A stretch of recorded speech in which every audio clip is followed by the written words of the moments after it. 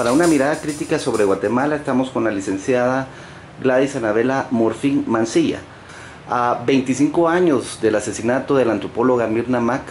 ¿cuáles han sido los retos, los logros, los avances en el tema de la justicia y sobre todo la lucha contra la impunidad? Bueno,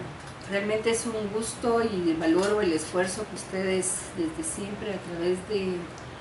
los años de ejercicio informativo han desarrollado. Creo que es sumamente importante la pregunta que me formulas, porque creo que este asesinato, vil y cobarde asesinato de Mirna, vino a marcar a partir de entonces en cuanto a la justicia de Guatemala. En primer lugar, porque las condiciones que en aquel momento imperaban en nuestro país era la del miedo, la de la zozobra, la del abuso de las fuerzas de seguridad del Estado. Había una limitación casi absoluta a la libertad de expresión y por consiguiente también el tema de la administración de justicia era sumamente difícil de alcanzar, casi una utopía. Creo que en aquel momento Mirna se haya atrevido a denunciar y a partir de sus estudios antropológicos las condiciones en que estaban todas las poblaciones desmovilizadas, el que tuviéramos acceso en Guatemala a esa información, a esa realidad que estaba ocurriendo en el interior del país como consecuencia del conflicto armado interno, pues la puso a ella en una situación de absoluta vulnerabilidad y por consiguiente la identificaron como un enemigo interno del Estado. A partir de eso, su cobarde asesinato. Pero también entonces, desgraciadamente, tuvo que ocurrir esa lamentable pérdida de su vida para que en Guatemala, a partir de los esfuerzos valiosos y valientes de su hermana, de Helen Mack, se hiciera una prueba y se pusiera a prueba también el sistema de administración de justicia en Guatemala. Porque, en primer lugar, las propias autoridades del organismo judicial estaban acostumbradas a que ese tipo de casos sencillamente no se promovían, a que quedaban engrosando los expedientes sobre averiguar en los archivos tanto del Ministerio Público como del organismo judicial, y por qué no decirlo también, como consecuencia de la intimidación, del miedo que inspiraban las autoridades, particularmente del ejército,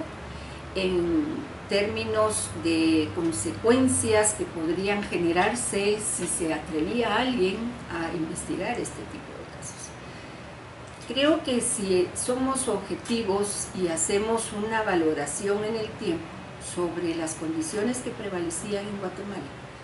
valorando también el valor que en su día tuvo un miembro de las fuerzas de seguridad civil, que fue la Policía Nacional, el que hubiese querido contribuir cumpliendo su función pública, porque para eso están las autoridades de seguridad, a investigar y a establecer quién había sido el autor material de su vil asesinato, pues él también pagó con su vida. Es parte de esa triste historia que tenemos en Guatemala en materia de administración de justicia. Pero eso ha sentado como las bases para que en Guatemala paulatinamente se vaya rompiendo el miedo, se vayan abriendo posibilidades para que se investiguen otro tipo de casos en los cuales hubo graves violaciones a los derechos humanos, en donde las víctimas ya empezaron a tener un poquito de más confianza para hacer planteamientos y demandas de administración de justicia, tanto al Ministerio Público como en consecuencia el propio organismo judicial responder a esa expectativa. Y se han ido abriendo poco a poco diferentes casos, con muchísimas dificultades, con muchísimas vicisitudes, indudablemente también con algunas consecuencias lamentables, pero finalmente es un avance. porque pues algo que nadie esperaba. Recordemos el caso por genocidio, que de verdad yo creo que ni Guatemala ni el mundo estaba esperando que un paísito tan pequeño como nosotros, nos atreviéramos a juzgar a un gobernante por unas acciones tan violentas y tan terribles como las que se ejecutaron en contra de la población, particularmente indígena, en el interior del país, y que dieron lugar a la comisión de delitos de lesa humanidad y de genocidio. Eso indudablemente nos demuestra que el sistema de justicia se ha ido fortaleciendo paulatinamente, que con todas las adversidades, las dificultades y también el desencanto que en un momento dado también las cortes nos han dado, particularmente en este caso de genocidio del que hablo, porque en la historia jurídica en ningún país se había establecido que a través de un curso de hecho se revierta una sentencia que ya había sido dictada y que había sufrido todo el proceso de la jurisdicción ordinaria, particularmente porque a la Corte de Constitucionalidad le corresponde únicamente establecer si hubo o no una violación a la Constitución, porque su función es defensa de la Constitución. La jurisdicción ordinaria le corresponde a la jurisdicción ordinaria, no a la Corte de Constitucionalidad. Entonces, sí es un retroceso en términos de lo que esperaríamos todos los guatemaltecos, porque yo particularmente creo que la Corte de Constitucionalidad se excedió en sus facultades. Se intrometió en un campo que no le correspondía, porque ya había sufrido todas las etapas procesales el juicio y por consiguiente no era dable que a través de un recurso en queja se viniera a revertir una sentencia. Y bueno, hoy vemos que se utiliza uno y otro subterfugio para evitar que el proceso se reencauce y se reinicie, ¿verdad? Sin embargo, sí creo que han habido muchas otras cosas que nos permiten valorar lo que está ocurriendo, particularmente en este último año. Yo diría que a partir del 16 de abril hubo como un renacer de la conciencia ciudadana. La gente está empezando a tomar conciencia de lo mal que estamos, de la debilidad institucional que aqueja a este país y de la necesidad de que nos involucremos exigiendo a lo que tenemos derecho como ciudadanos. En primer lugar, tenemos derecho a la vida, a la integridad física, personal, a la libertad, a la justicia. Y entonces estos son valores que han estado ahí, han permanecido en la Constitución de la República, pero la gente no ha tomado conciencia de que son parte de sus libertades y de sus derechos y de sus garantías para tener la posibilidad de vivir una vida digna. El tener entonces este despertar de conciencia, pues a mí me parece que es sumamente importante, que es un esfuerzo que tenemos que seguir alentando, porque en particular lo que aquí ha ocurrido es que a partir de ese hartazgo que tenemos todos los guatemaltecos, porque por supuesto me incluyo, ante ese abuso en el ejercicio de la función pública, el abuso en el manejo de los recursos del Estado, el enriquecimiento personal, con los fondos que estarían destinados para satisfacer las necesidades de la población, pues no cabe duda que nos hartamos, nos dimos cuenta que la mayor parte de las instituciones del Estado son una cloaca, en donde se ha hecho del negocio la única razón de ser del Estado. Y eso nos tiene como estamos. Claro que es una situación, si uno la ve desde un punto de vista muy objetivo, es bastante preocupante porque no sabemos a dónde nos va a llevar esta situación. Puede ser que haya un rompimiento del orden constitucional, que realmente lo hemos tenido, pero casi yo diría de mentiras, porque es un estado de cosas que da la apariencia de estar bien, pero por dentro está todo corroído en sus entrañas. Es una ficción lo que tenemos de Estado de Derecho, porque cuando una Corte de Constitucionalidad muy convenientemente se integra para responder a los intereses de un sector, o cuando los magistrados de una Corte Suprema de Justicia son impredecibles en cuanto a la decisión que van a tomar, porque no se sabe si van a responder a los intereses y compromisos que asumieron cuando fueron nombrados a partir de una alianza de dos partidos políticos muy fuertes dentro del Congreso de la República. Es triste estar uno esperando qué es lo que va a pasar como consecuencia de esas resoluciones, porque no hay confianza, no hay certeza jurídica, no hay seguridad jurídica, no confiamos en nuestras autoridades. Indudablemente este es un proceso que está resultando muy doloroso, muy frustrante, pero que indudablemente vamos en el camino correcto. Yo sí creo que hay avances. Si yo veo en forma retrospectiva 25 años atrás,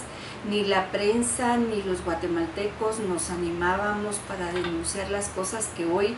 con verdadera libertad a través de las redes sociales la gente se pronuncia, dice lo que piensa, despotrica, inclusive pues hasta inclusive falta el respeto a las autoridades, pero es porque se lo han ganado. Creo que ese hartazgo indudablemente es el que hizo que la ciudadanía despertara. Pero lamentablemente todavía en este momento, pese a esa muestra de rechazo, de repudio, de necesidad de cambio de un sistema que ya no da para más, nos siguen viendo la cara. Vemos a un Congreso de la República que se burla de la población, que hace la pantomima de que va en aras de una reforma a la ley electoral que no cambia nada, no cambia el sistema. Seguimos con las mismas vainas de siempre, porque finalmente ellos no se van a hacer el harakiri. Ellos no han asumido que son ellos como partidos políticos los que son los responsables del estado de cosas que hoy tenemos.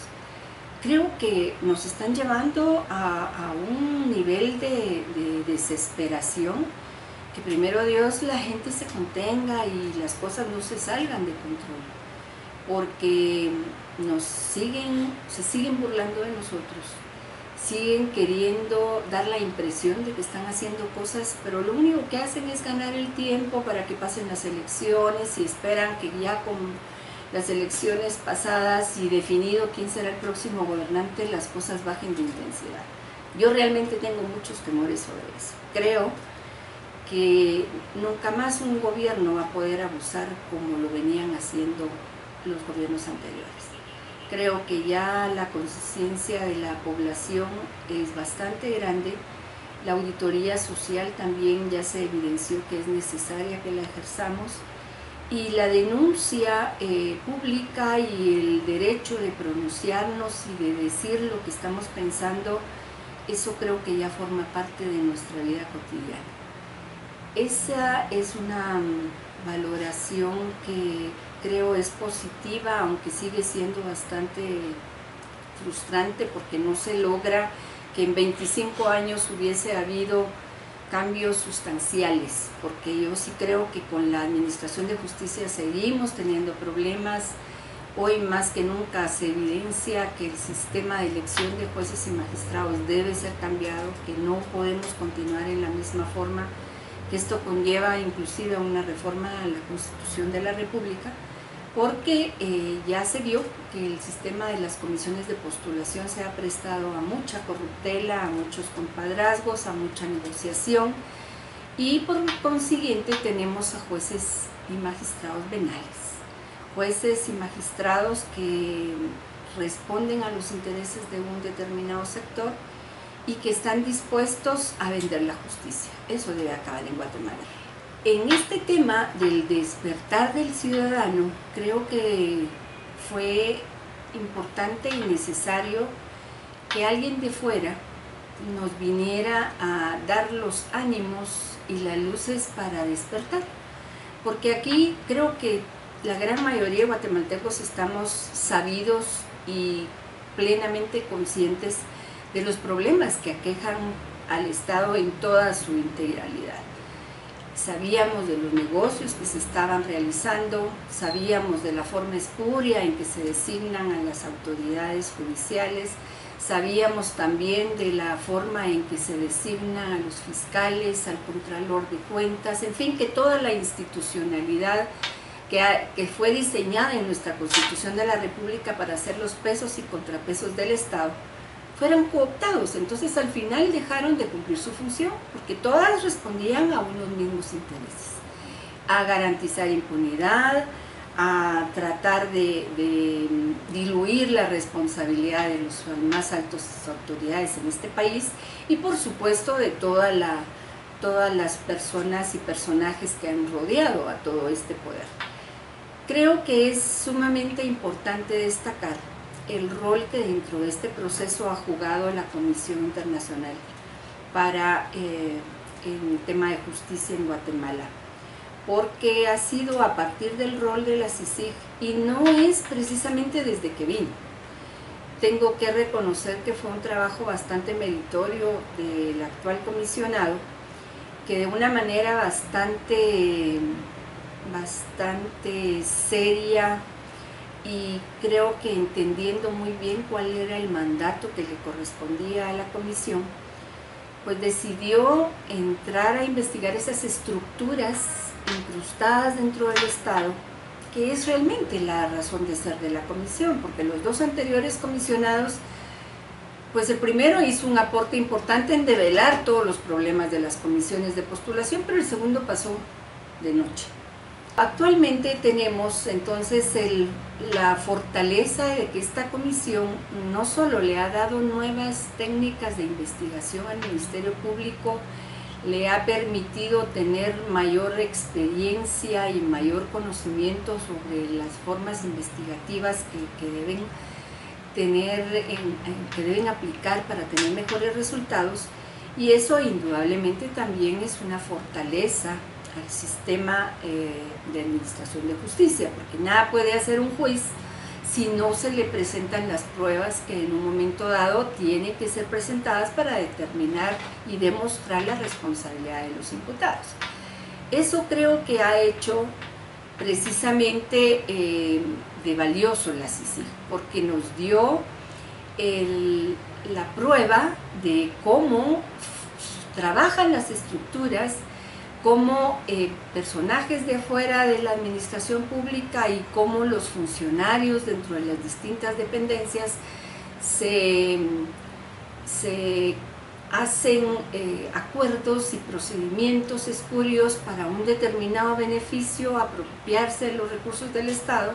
y naturalmente entonces la recaudación, en el caso particular de la línea en la SAC, pues, y las aduanas, obviamente eso hacía que nunca llegáramos a la meta de recaudación, que era una de las obligaciones que tenía el Estado de Guatemala como consecuencia de los acuerdos de paz. Esto y otros más, como los negocios que se hacen con las medicinas, la forma engañosa y espuria en que se contrata la prestación de servicios contratados en el IGS, y tantos otros casos más, nos han demostrado ya de una manera concreta que ese es el modus operandi dentro de los negocios que se hacen en el Estado. Sabíamos antaño que cobraban un 10 o un 15% por adjudicación de un contrato, lo cual no lo estoy justificando, pero si comparamos aquello con esto, hoy nos damos cuenta que las comisiones son del 40%, y entonces ¿cómo podemos esperar que las carreteras tengan una duración de más de 3 años? Si obviamente los componentes con los que se construyen no van a ser los mismos, porque la mitad se la llevó el funcionario que adjudicó la obra. ¿O cómo podemos esperar que en San Marcos, cuando se trata de levantar al pueblo después del terremoto, las casas no se vuelvan a rajar con el siguiente temblor si fueron construidas con cascaritas de huevo güero? Entonces no podemos seguir así. Y realmente sí tenemos que reconocer la gran contribución que en ese sentido sí ha hecho la CECIG. Lo que me preocupa es que dependamos de una CECIG para seguir en esta línea de fortalecimiento de la institucionalidad. Creo que los guatemaltecos tenemos que aprender, en primer lugar, a tomar la experiencia que se nos está dando, porque es sumamente útil para nuestro objetivo. Pero no podemos vivir toda la vida de la mano de alguien que nos guíe para hacer las cosas, porque eso sería reconocer no solo que somos incapaces de buscar un mejor destino para nuestra familia, y las futuras generaciones, sino porque yo sí creo que tenemos la capacidad para hacerlas, y para hacerlas bien. Tenemos que buscar nuevos liderazgos, tenemos que sentar precedentes de sanción y de recuperación de todo ese patrimonio que ha sido dilapidado y que ha sido también desviado de las arcas del Estado para ser destinado a donde debe ir, que es a las necesidades de la población. Lo más importante, yo creo, es que alrededor de toda esta persistencia de estas líneas oscuras que persisten dentro de todos estos sectores corruptos y oscuros, la población se mantenga firme, porque en la medida en que bajemos la guardia, ellos vuelven a remontarse con más fuerza. Si queremos que haya, pues por lo menos, la esperanza de que las cosas cambien en Guatemala, tenemos que buscar esa luz en el fondo del túnel. Pero que hemos avanzado, creo que sí. El despertar de la ciudadanía ya es bastante.